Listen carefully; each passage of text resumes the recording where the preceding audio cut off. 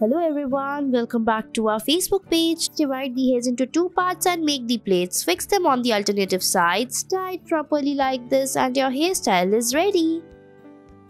Next, tie the hairs on the back like this. Fix it using the rubber bands. Follow the same step for a few more times. Repeat it and then fix the hairs at the end together like this and your hairstyle is ready. Next, take small section of the hairs from the front and make the plaits on it like this. After that, we will fix it properly as shown in the video. Take it to the back slowly and carefully. Fix it together on the back like this and your hairstyle is ready.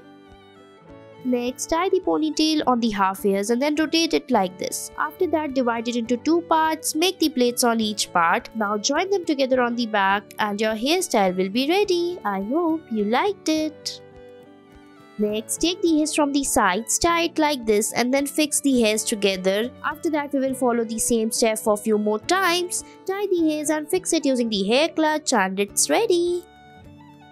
Next, tie the ponytail and remove two sections of the hairs aside. Now fix the hairs like this by keeping the stick on the hairs. Put it one by one like this. Fix it and it's ready. Thanks for watching.